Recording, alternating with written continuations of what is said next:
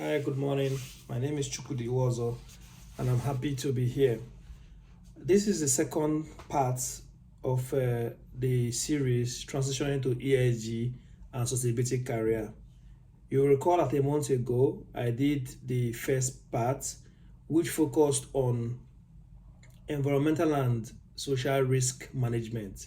So I told you in that video that there are two, from my experience, there are two routes to how you can transition to this field.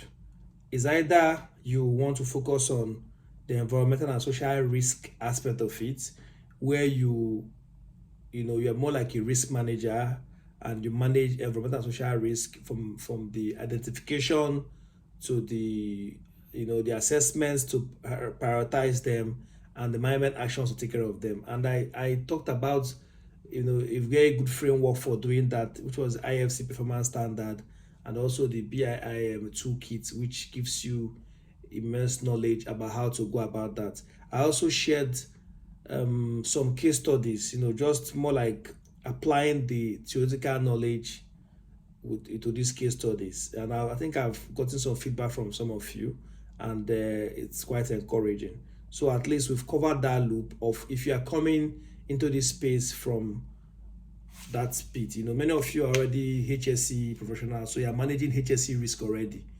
Some of you are risk professionals, accounting professionals, all functional units manage a form of risk. So this is an area that you could focus on.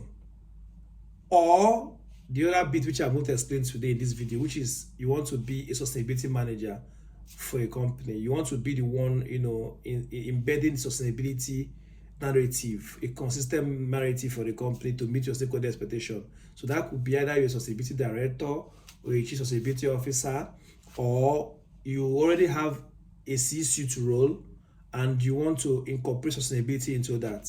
This is an area that you also, this video is important. So this area is also an area, you want around sustainability reporting, how to set up the frameworks that you require to report consistently, either your annual reports or your standalone sustainability reports, or even to report to various disclosures, various standards all around.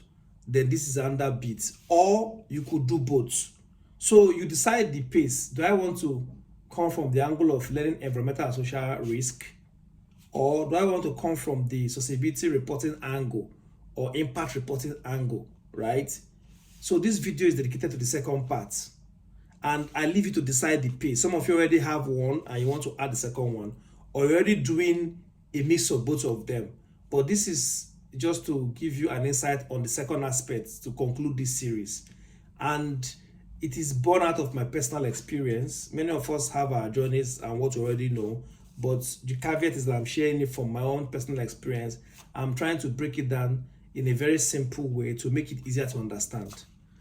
So before I start up into the second bit, I want to just explain the concept of sustainability.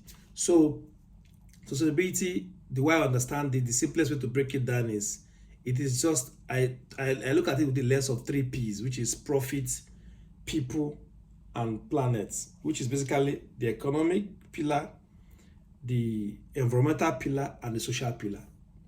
So the idea is, how does a company in this current 21st century, make profits, but also carry the interest of people and planet, incorporate them?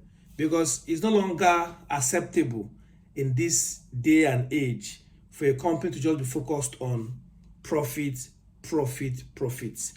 They are going to get many queries from stakeholders like employees saying, look, we are making this kind of money. How much are you paying us as staff?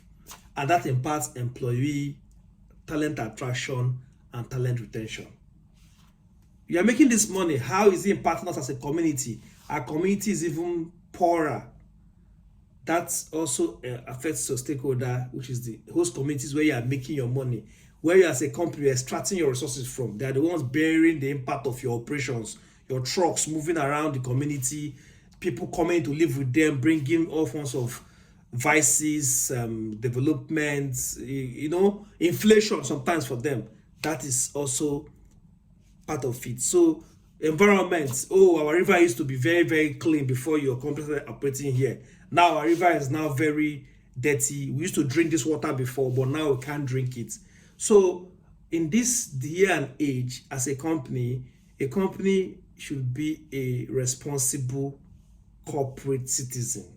So what it means is that I'm making money, but I'm also factoring in I'm operating within the set environmental boundaries and also social boundaries, which is a tricky balance to manage in real life. But in principle, this is just to summarize what it means to be a sustainable company, a company that wants to do things in a responsible way or in a sustainable way. So this is, just first point to make. Now that we've cleared out the conceptual meaning of sustainability or trying to make a company sustainable, the second part I also want to go into is that there are certain elements that you need to understand if you want to play this role, which is either a sustainability director, a chief sustainability officer, or a sustainability manager or analyst. There's certain things you need to understand. And you need to, I'm going to explain it from, the top-down approach, like with the lens of a sustainability director, somebody that is responsible for driving strategy of a company. So that even if you're already doing the role as an analyst, you can understand why, because you might be at the low level, at the, like the graduate level or mid-level, where you are implementing a strategy. So you might not know why you are being asked to do one or two things.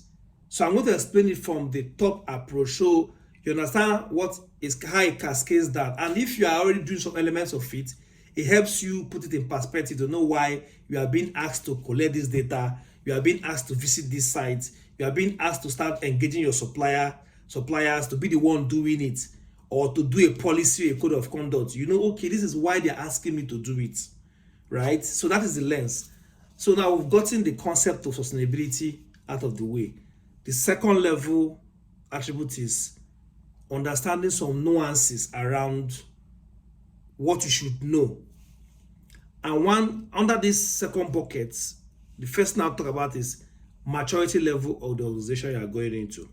So different organizations have different maturity level with regards to sustainability, right? And there are many frameworks and maturity models that you can look at. You can look at the IFC's own, which is in the handbook I shared before, or you can look at, there are many consultants that have done maturity level, but what it just tells you is, this company is at this level where sustainability is a new thing, that's why they're hiring me. Or this company is at their very advanced stage where every decision they make at the ESCO or board level has a sustainability component. That is, they're trying to hire staff, let's say in Brazil.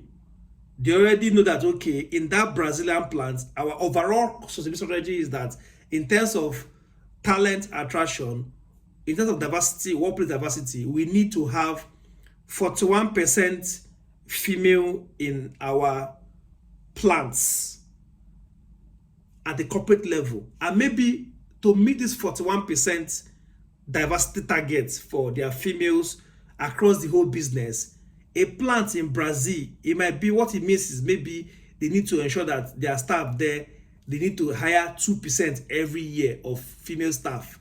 So what it means is once they're hiring, they're already mindful of that. It's in their hiring decision.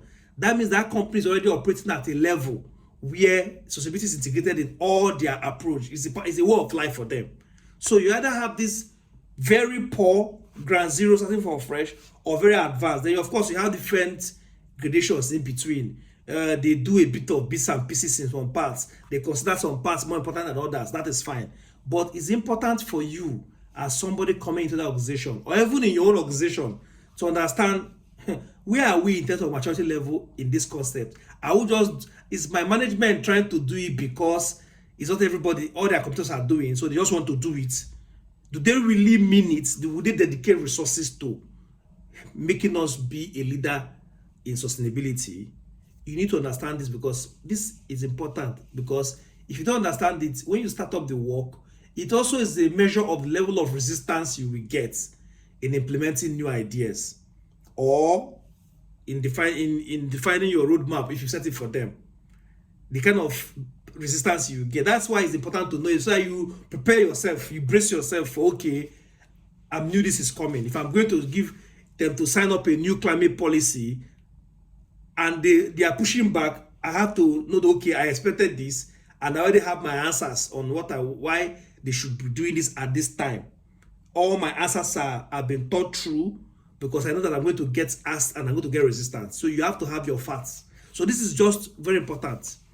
Under this bucket of, you also have the second thing I have to discuss, which is business value proposition. You need to understand what your business or the place you are going into, your company, how do they make their money? It's very important. What is their business model? How do they make, every business is in business to make money, right? How do they make their money? And this is very important because it helps you to calibrate how you influence management with anything you want them to spend money on. How do you make the arguments? How do you tie it back to it helps them make more money? Does it help them make more money? Does it help them improve their reputation so that they can get more customers that makes them make more money? Or does it make them be in a bad light to their customers that they are not doing very well? Like maybe they're operating a cement plant and there's dust everywhere. People are not happy about it. Does it embarrass them? That is the kind of thing you should understand. How do they make money, and what are the things that can embarrass them that the management doesn't like to be summoned to, maybe by regulators to the parliament to come and explain stuff, or by NGOs. This is very important for you to understand. Which leads me to the third aspect of this second bucket is, what is our stakeholder landscape? Who are the company stakeholders? Are they, especially how you prioritize them? Because if you understand the market you're operating, you know how advanced your stakeholders are. So your stakeholders typically, external ones are your regulators, your investors, your host communities, if that's what you do, customers and general public, depending on your sector. If you're in telecoms, your customers will be general public that use your network, right? Corporate customers, like maybe if you produce like sugar, and maybe there are multinationals that use your product to make their own products. So you have corporate customers, and those customers might very advanced in the sustainability journey. So their advancements will cascade down to also you, because they also want to be sure that you at their supplier level, you are doing the right thing. So this is also very important for you to understand in going into this area of sustainability, which is sustainability reporting and disclosures, building your career in this field, or helping a company develop strategy. So talk about maturity level of a company, business value or business model of your company. The stakeholder landscape is important, which we've just said, because sometimes in some markets, regulators are not the most pushy stakeholders. So if you are in a very developed or mature economy, regulators are very strict. If a regulator says don't do this, the companies have to consider them. If a new regulation comes out, they have to comply.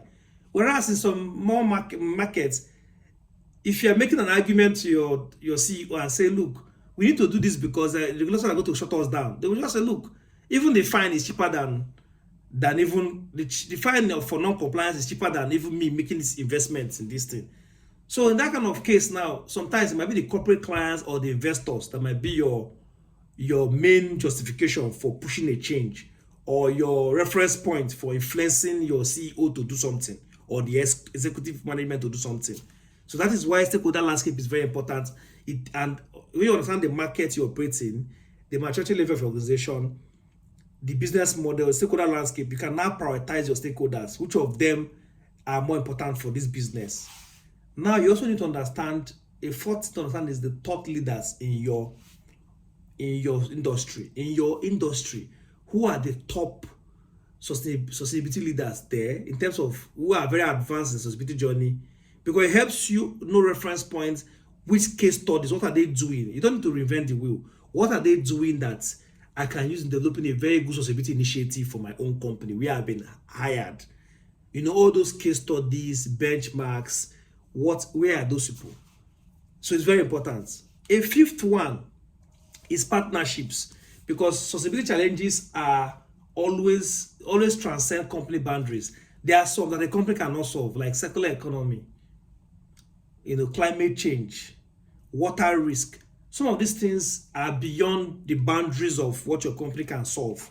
Supply chain issues, there are some that you can solve within the boundaries of your company, while some you need industry partnerships, alliances with people that have more expertise in it to show, like climates now. You can, you can help your company sign a partnership with maybe companies in the cement, highly emissive sector, having an industry association which you are part of, and you show advocacy there. That's where you use your advocacy, either with your money, your time, your effort as a company, your branding, a campaign you are sponsoring, to show that this issue is a big issue for us. As you can be that you are in the bottling industry, and you bottle plastic PET bottles, you have to be doing something, because that area is very significant for you. You have to be seen by the public to be doing something, or your stakeholders in that field, in advocacy. So you have these partnerships to do those things, because it helps you to amplify your voice that I'm part of the solution. I know I might be, my operations might be impacting the environment, but I'm also working with like-minded partners to solve this issue. So that is the part that is very important. Why partnerships and strategic alliances, or strategic alliance and partnerships, are very important for a company, and for you as a sustainability person to have this mindset, to understand this. And I want to understand this internationally recognized frameworks. Now, this is the complex part. There are several frameworks. You could have GROI, various sustainability frameworks. There's GROI for this, how you disclose sustainability reports. There's this new ISSB, which people are beginning to understand. It's still working progress, trying to understand what is required, both for the climate disclosures part and for general disclosures. There's the TCFD, which is for disclosing your climate, financial institutions, disclosing your climate disclosures, or how do you manage climate disclosures. There's the TNFD, which is the one that will be focused on nature. There's the CDP, Carbon Disclosure Project. There's United Nations Global Compact, which is where you disclose the progress your company has made against 10 principles of UNGC. So there are many frameworks. There's even industrial association ones, like if you're in the cement industry, GCC, like Global Cement and Concrete Association, they also have their own disclosures. So all these things just tells you need to understand these disclosures as they're evolving. You need to understand industry trends, industry acceptable frameworks, internationally recognized frameworks, and what it means for the company that you work in, right? And the last but not the least is you to understand the consulting landscape. So you understand, okay, who are the best hands in terms of consulting that can help my organization achieve my sustainability journeys, that can be my partners, that can support me through the process, right? It could be, there are many firms, many consulting firms and strategy firms, and all of them are spending money. Many of them have dedicated sustainability units that help companies build a sustainability journey. I don't want to call names, but you will know them, right? Big accounting firms, big four, management consultancy firms, they all have a sustainability unit, many of them now these days, because it's a big thing. So they invest money in that to have consultants that can either help companies, either they are assuring their data, they are verifying them if you want to raise carbon credits, if they want to raise carbon green bonds, sustainability linked bonds. They have all these companies that are independent third party verifiers that can be used to do all this kind of work, that are seen as independent and credible. So just to summarize, for this second bucket, I've given you, we've discussed the first bucket, which is sustainability principle. We've done the second bucket, where it's just random knowledge that you should appreciate as a sustainability analyst or a director, a chief sustainability officer. Maybe you're the chief marketing officer, you were the chief strategy officer, chief risk officer, and sustainability has now been added as part of your function. These are the things that you need to have an appreciation of. In this second bucket, maturity level of my company, the culture, what is my company's business model, what is the stakeholder landscape, thought leadership, who are the leaders in sustainability in my industry and globally, what are the best practice case studies and worst practice case studies that I can leverage to improve my own system, what are the strategic partnerships, industrial alliances that I can latch on to, what are the internationally accepted or globally recognized frameworks and standards for reporting and disclosures, and finally, what are the consultants landscape that can help me build my sustainability journey. So we've dealt with these two issues.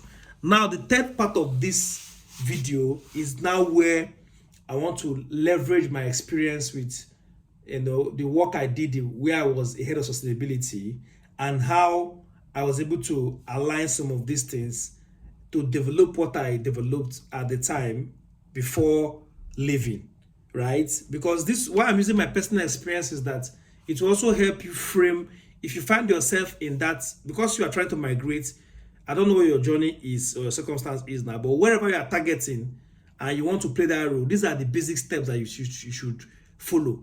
And I don't, it can't go wrong, because these are from my experience. You can read from other parts, but this is how I did it. It's just the principles. How you go about it is different, but this is just my own principle.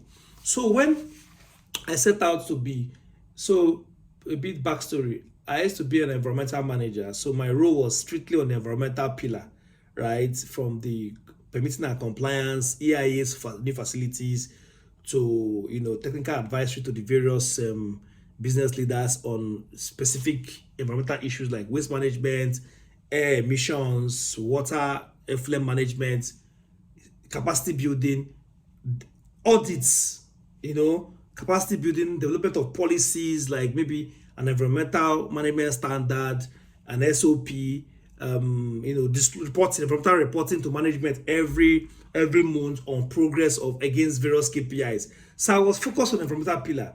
But now, and I wanted more responsibility. And when I moved to become a head of sustainability for a company that already had its own HSE system. So my role is slightly different now, because even though I'm an environmental person, it would be very simplistic of me to come in there and focus on the environment. Same way if you're a HSE manager and they add sustainability to your job description, it's easy for you to focus on health and safety, which you know very well.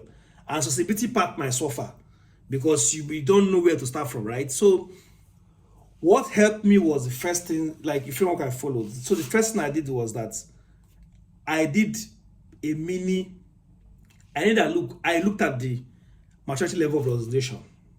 Okay, what have they been doing? I looked at their annual reports. I looked at their AGMs, saw what they were discussing, picked up a few things around how they view sustainability.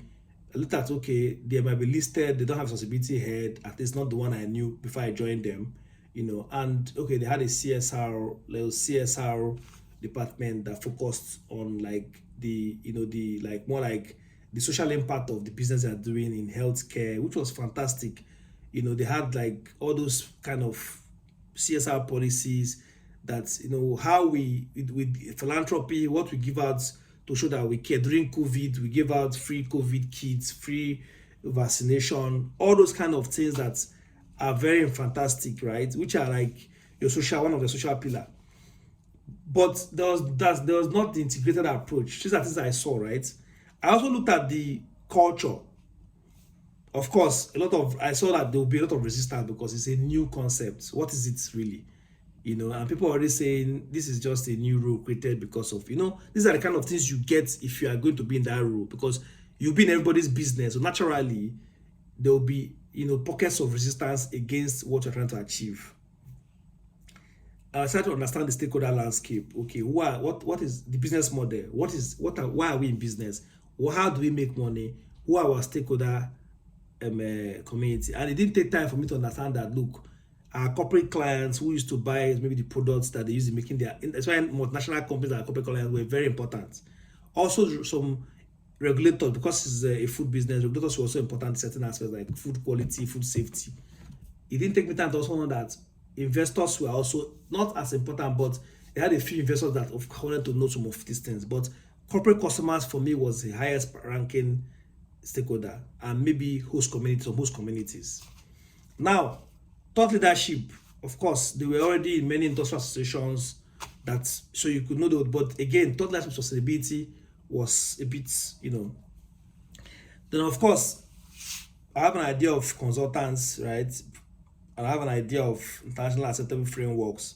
So what I saw is that in my approach is first things first is I needed to get to the buy-in of the board, ESCO, and other business unit leaders. Because you have the top, which is the board, the highest level of governance. Then you now have the executive management, which, because it's a corporate company, but they have subsidiaries. But these are the ones that control the executive management, they control all the subsidiaries. Then you now have the subsidiaries that have their various MDs who you have to. So I knew that the first thing first is to get the buy-in of the board, the ESCO, and all the MDs.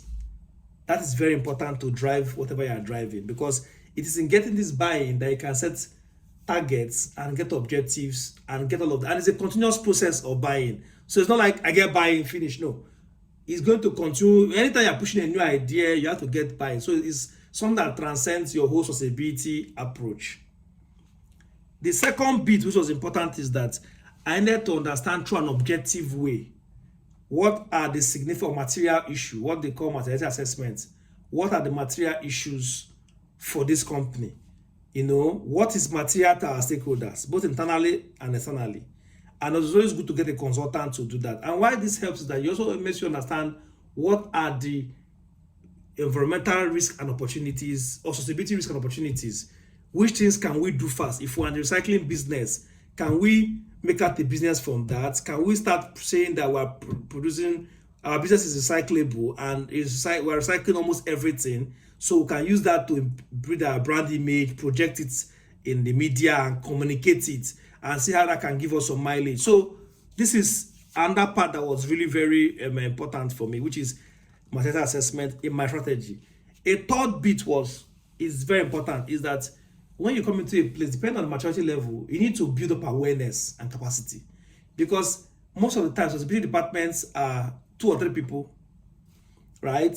And you're looking at organizations that maybe have like 30 subsidiaries, and you're the corporate head of sustainability. So you have to find a way to make a mini me of yourself across the whole business.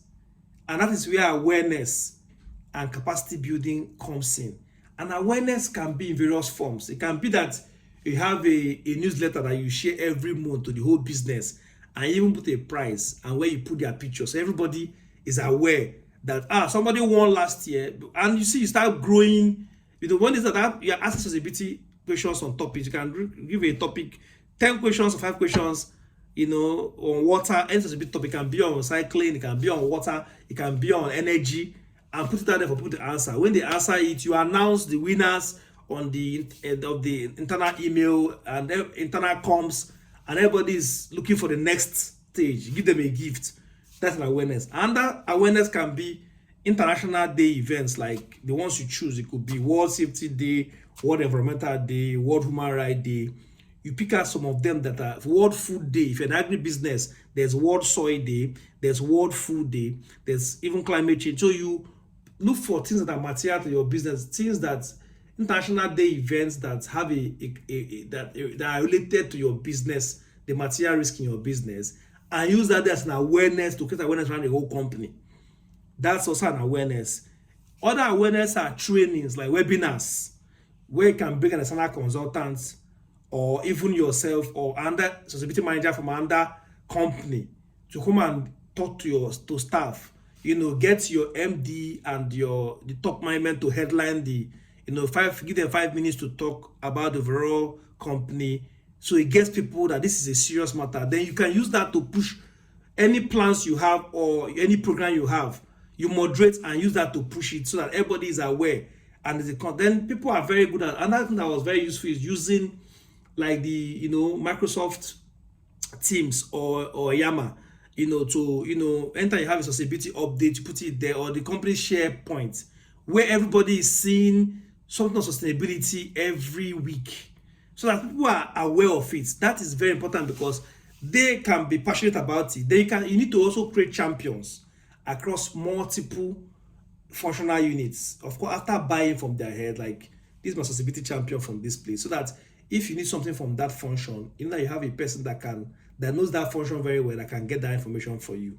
This is very important. So that's for awareness and capacity.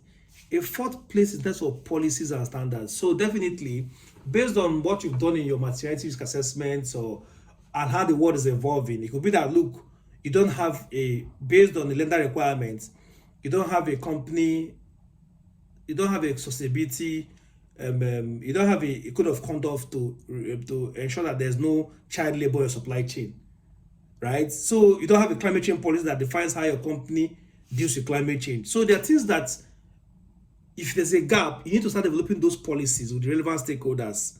So if supply chain, if it's a supply chain policy, you need to discuss with the HR. You need to have some talk with supply chain manager or director. So there's some legal requirements, maybe company secretary or head of legal.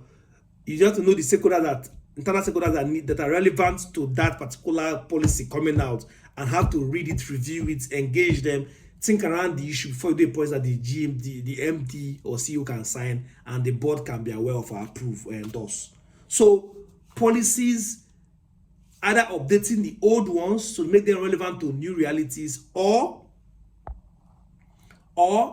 you are creating new ones to take care of emerging issues, right? That's also something that you have to have in your approach. Another one is in terms of data. This is the most important one, because whatever the fantastic work you are doing, right, at some point you will need to disclose them. And if you don't have a framework for your data, how you disclose that, there's no, if you don't have a framework, a data governance, you cannot do reporting. So one of the first things you have to understand is, what is the data governance of this company that I'm working in? How do all data I require for sustainability, where are they sitting, right? So you need to first of all know what you have, and know what is the reliability of the ones you have.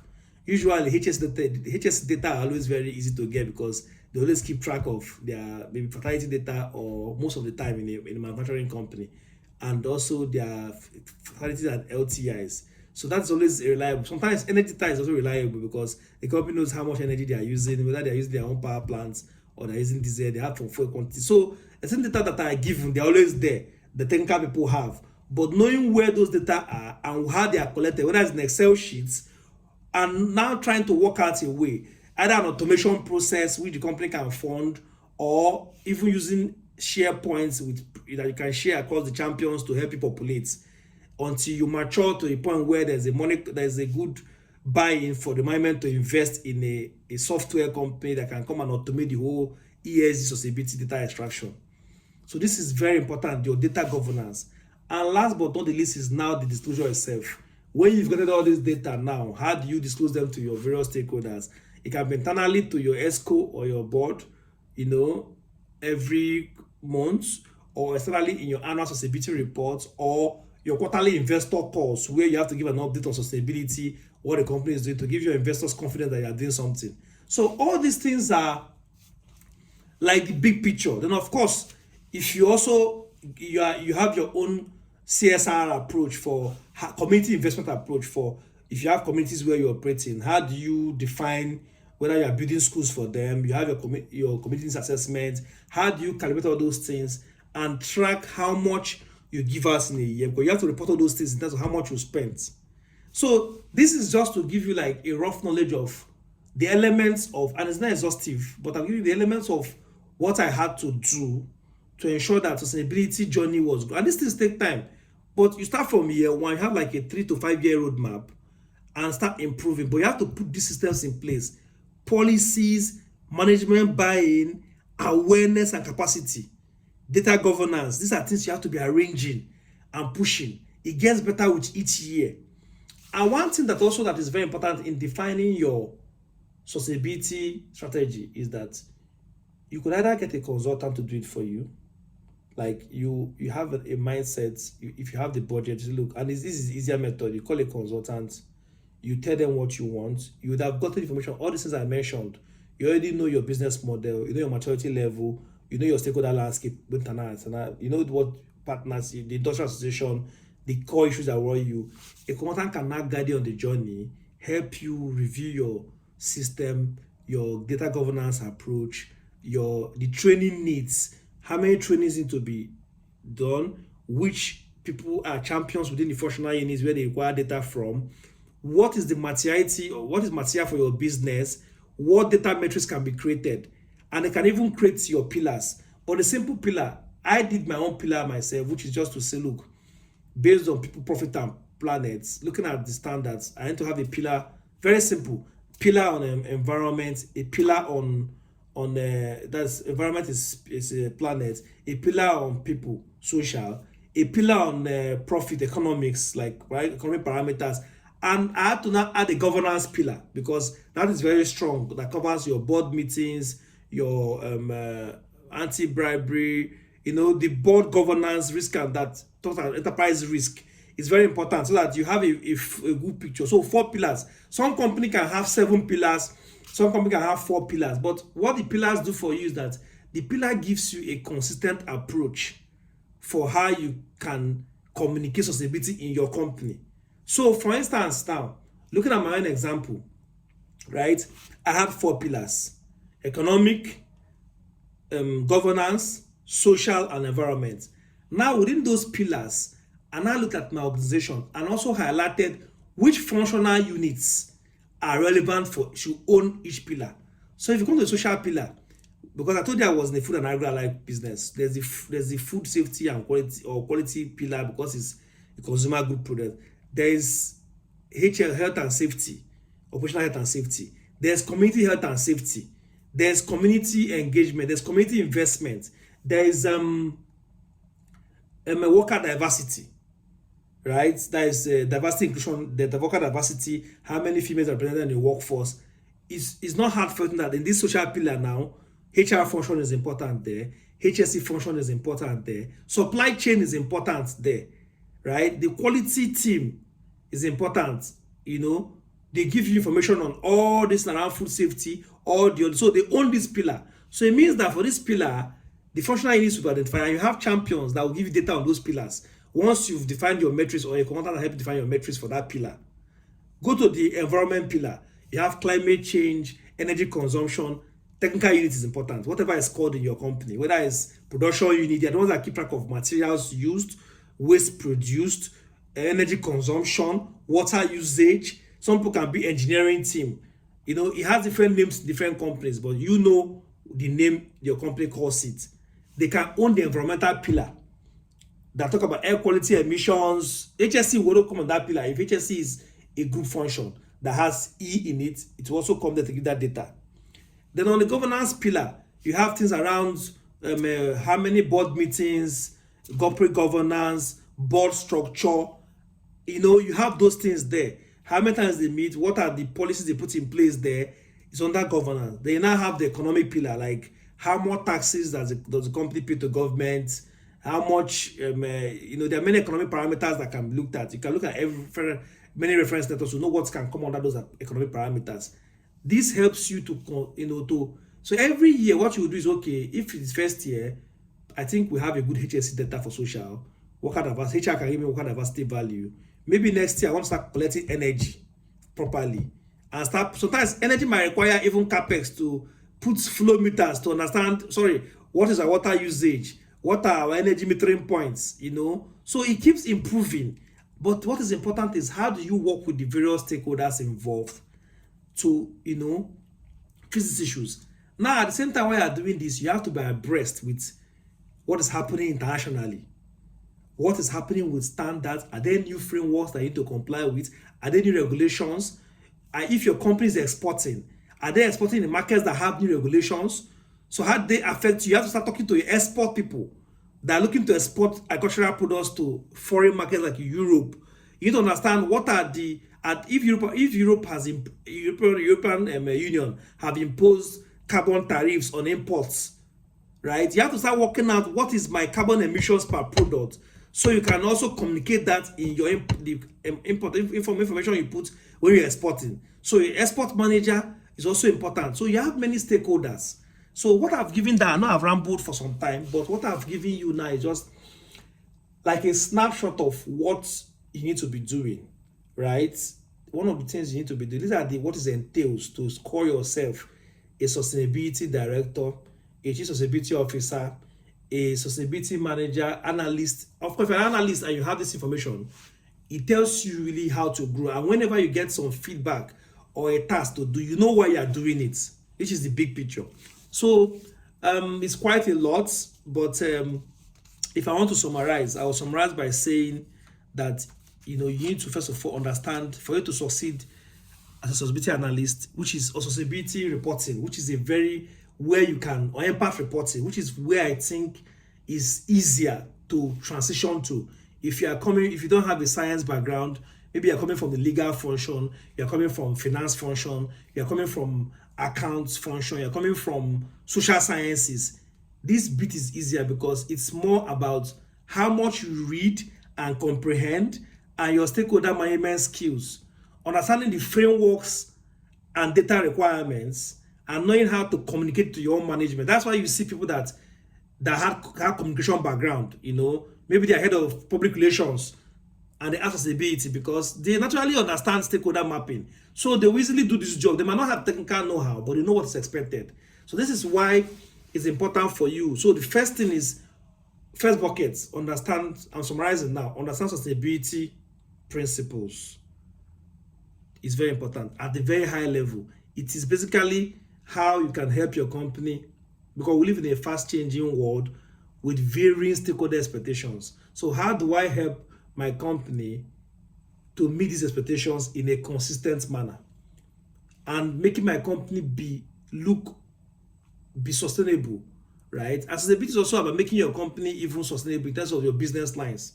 There are things that you can even create a new product line from your company by a sustainability idea. New industries can be created from that, right? Maybe you recycle particular products that you don't use again, but another industry requires it. But because of your recycling initiative that you instituted, it cannot be a new business that somebody can manage. And that's a plus for the company. That's an opportunity, because that's a sustainability opportunity that you've converted an opportunity and the company benefits from it. So being able to understand this sustainability principle and how to help your company be a responsible corporate citizen is the first level bucket. Second level bucket has many items under it. You have to help you be more effective on the role. You have to understand the maturity level or culture of your company, the business model of your company, your stakeholder landscape, the industry leaders in your company, your industry, where you are. If you're telecoms, you are in cement industry, you are in refinery industry, you are in petroleum industry, you know what your industry is doing as an industry, as a collective, and how you can key in.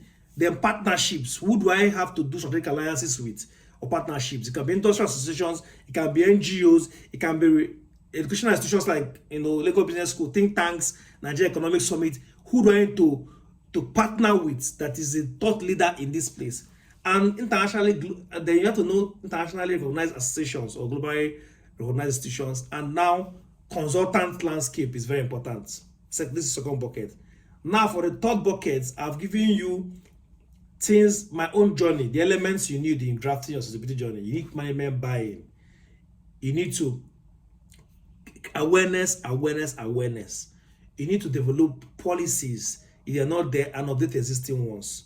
With the knowing your stakeholders, you need to get a good data governance for your company to extract data. You need to create pillars to help you, to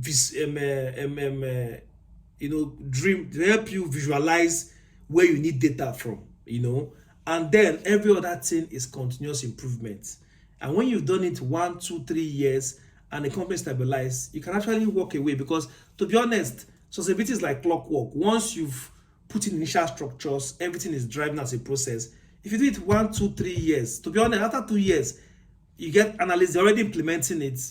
The only thing you can do is every new year, you can create a new initiative that you will drive, and the initiative can have maybe a 2-year tenure, 18 months tenure, or 6 months tenure, and you drive that project and deliver it again and move on until you look for another place. So that is, if you want to be in consulting, or you're a PE firm, or anywhere you are, this simple concept can be applied.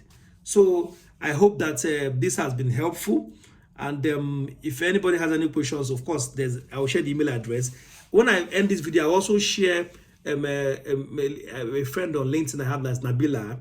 She has also given a very good, I know I've shared it before, but I also share her thoughts just to help you calibrate what I've told you today. I hope this was helpful. Thank you, and bye for now.